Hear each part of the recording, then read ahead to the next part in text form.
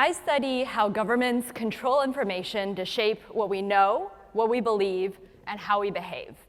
And I do this work by analyzing large-scale datasets of censorship, content moderation, propaganda, and social media activity in many different countries and contexts and across different platforms, from Twitter to TikTok, from WeChat to Weibo. So in recent years, there's a growing debate about whether social media platforms should remove content, whether that's deleting a post after it's been put up already, whether it's banning an account, whether it's downranking.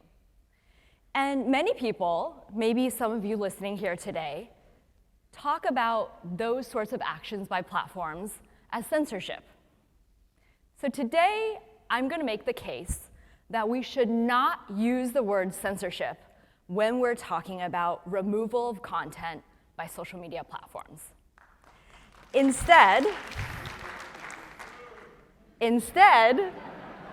we should reserve the term censorship for when governments systematically suppress information across all media channels.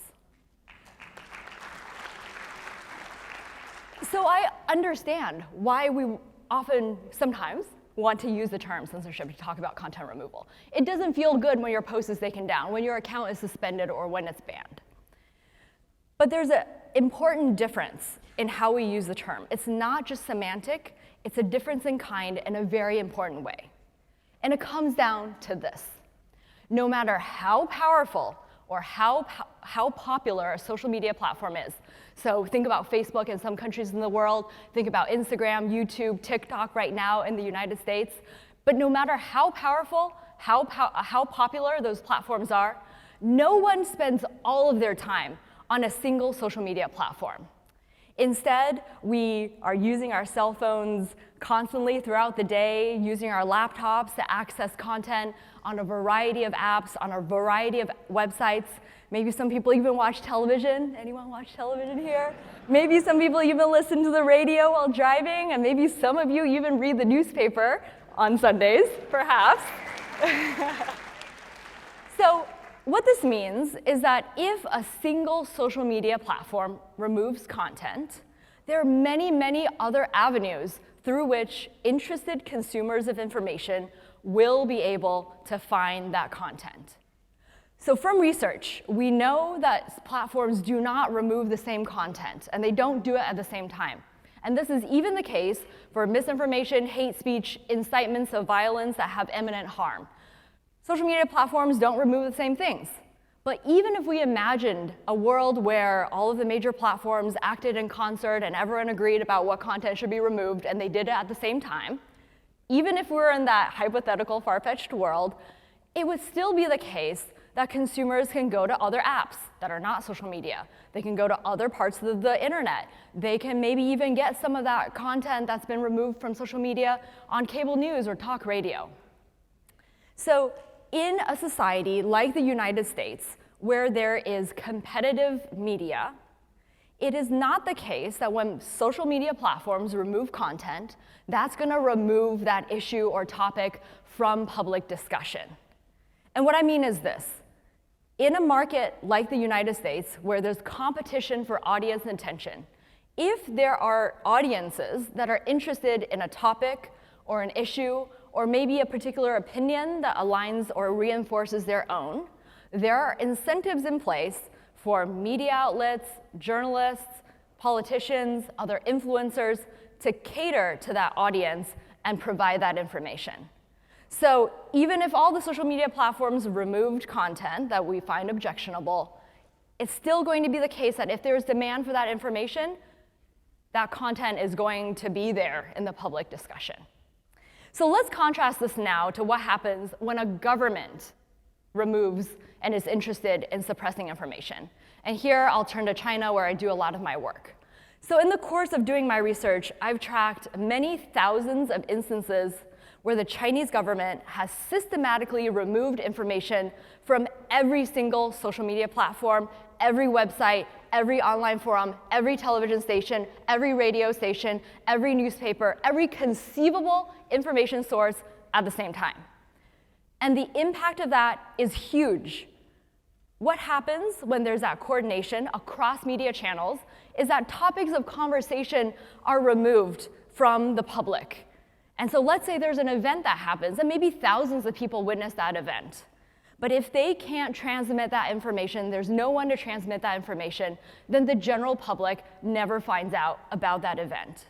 And in instances, we have seen the Chinese government successfully erase knowledge of events, ideas, and opinions from collective memory. So censorship in the digital age happens when there's systematic suppression of information across channels and platforms. And we have only seen that happen when a government is leading the effort to suppress information. And I should be clear that not all governments can do this. Two conditions need to be met. The first is that governments have control of social media platforms. This can happen in different ways. It can be through co-optation, so the government offering lucrative access to a market, to a platform. It can happen through intimidation. The government pressures or threatens the platform or employees who are in the country. So the first is controlling social media platforms. And what that does is that if there's an influential person on social media who expresses a viewpoint or talks about something the government doesn't want, then the government can easily pressure the social media platform to remove that person. Or even if it's a group of people talking about something that's happening, the government can quickly pressure the platform to remove that content. That's the first condition. The second condition is government control of traditional media. And again, this can happen in lots of different ways. They can outright own the media channels, so state media. They can co-opt outlet owners through bribes. They can intimidate, they can surveil, they can eject reporters and journalists. So whatever the means, control of traditional media. And so what that creates is there is no other channel through which information can reach a broader audience. And when you have those two conditions, governments can then remove discussions and information and ideas from public discussion and public consciousness. So now we can compare the two cases, right? What happens when a platform removes content and what happens when a government suppresses information? They're completely different.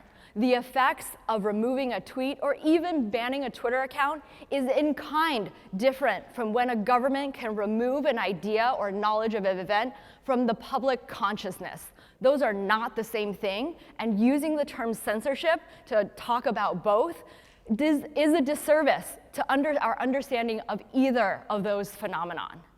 So the next time that we feel an impetus to use the term censorship to talk about content removal or some post being taken down or account being banned, I urge you to maybe take a moment and rethink whether that's the right choice. And instead, if we care about guarding against censorship in the digital age, we should be working really hard to ensure that there is independent media, there is competitive media, and there is independent reporting and journalism that's free from political interference. That's how we can guard against censorship in the digital age. Thank you so much.